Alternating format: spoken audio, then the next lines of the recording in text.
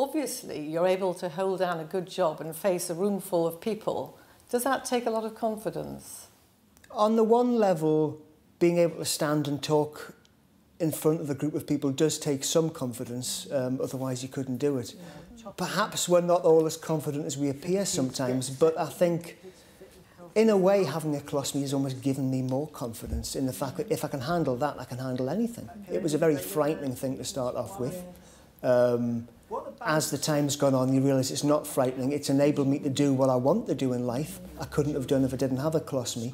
So it's kind of almost given me a bit of confidence to think, I can do that. I can do what I want to do. Allow them to make informed choices.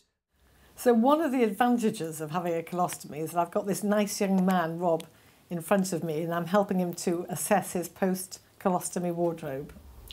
Yeah, when I had the surgery, I did make a conscious decision to change the type of clothes that I wear because I'm very vain and because I was concerned that my bag, because it's quite high up, would be seen by everybody. So this is a type of t-shirt I would wear beforehand. Problem is, sometimes I'd be bending over and I'd stand up and it would catch on it like that, catch on the rim of the colostomy bag like that. And what I tried to do is get something a bit more shaped, a bit tighter and a bit more tailored as well. What I found worked for me was getting a kind of a vest, which isn't very attractive sometimes, a man in a vest, but it has a vest with a little bit of actually lycra in, so it helps to keep the shape of it. Yes. It's not just one of the cotton ones, but it's a bit shaped, so it helps to just keep everything that you want kept in, kept in. Yeah. And instead of lots of t-shirts, in came shirts. Nice, very nice. Probably a better thing anyway, because I was getting a bit too old for baggy t-shirts. This is a kind of zip-up top, which I think keeps things in shape a bit more. It's not too tight, it's not too loose, but the zip helps to keep everything where I want it to be in place. Both Rob and Sarah knew they were going to have the operation and were able to prepare for it by reading and talking to the stoma nurses. It's probably more traumatic for people like me who went in as an emergency and didn't have much time to prepare for it. Quite a big shock, actually, to wake up and find that you've got a stoma and a stoma bag, even though it saved our lives. That's what happened to Anne Maguire. She's 76 now, brimming over with energy and looking the picture of health. But 15 years ago, she'd never heard of a colostomy bag, let alone known how to use one. It wasn't easy to come to terms with having one. I think that what happened to me and happens to a lot of people is you suddenly think that you've gone to live with a bag, and the bag is the foremost thing in your life. And until you change your attitude and say, no, the bag's come to live with me, and take command, then life can start again. It isn't a difficult thing. You have all sorts of snares and accidents that can happen, but nothing that is not better than what you have had before the operation. I felt well, and now suddenly you are a well person with something you didn't have before. What do you think most people might worry about when they know that they're going to have a colostomy?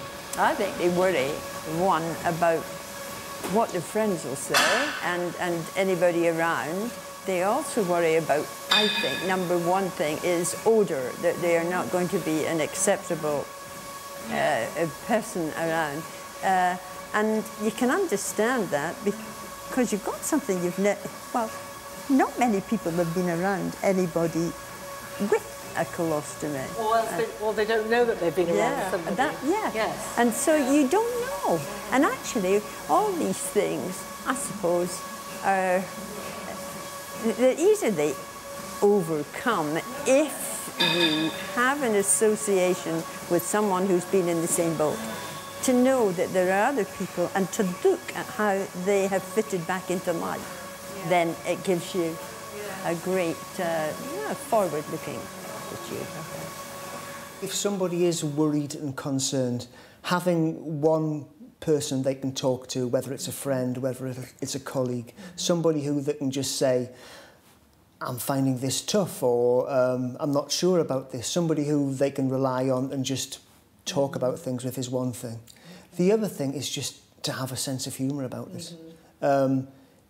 I think if your stomach makes a noise, if your bag gurgles in the middle of the crowded room, it only happens to me once or twice, but when it does, you can have a laugh about it. You can say, sorry, that's my tummy, or pardon me, or pull a face, or whatever.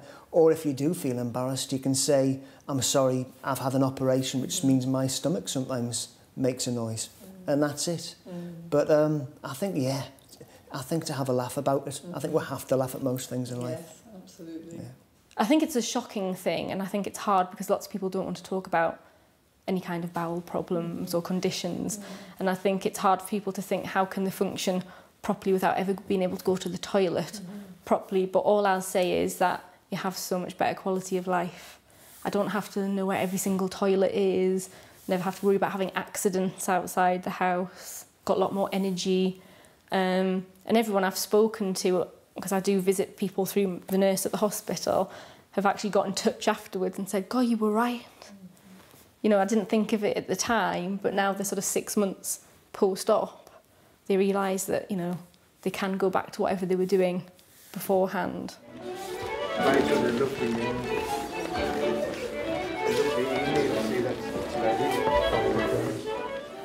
When I was diagnosed with bowel cancer 14 months ago, I really didn't think I'd be able to tango again.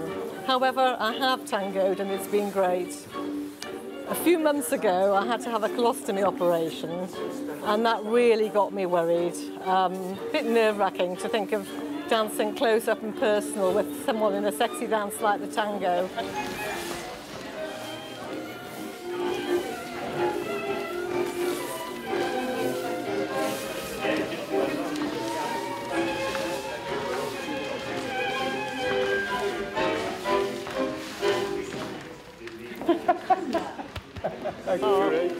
Do you know, I thought I couldn't do that, and it was absolutely great.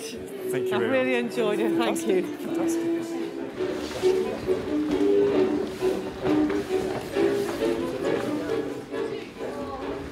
Well, that was an absolutely fabulous evening. My bag was all right. I'm all right. Bye, I should have Brenda. done it See you weeks ago. soon. Bye, bye. I should have done it weeks ago. Aren't I stupid?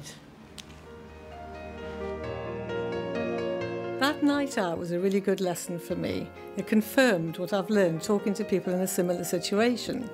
Anne goes to the gym, Rob goes running, Sarah goes swimming, I go dancing, we all go abroad, and we're all wearing bags. After a big operation, most of us just want to enjoy things again. The fact is that having a stoma in a bag can either improve life or actually save it. We don't want our fear to stop us enjoying life all over again.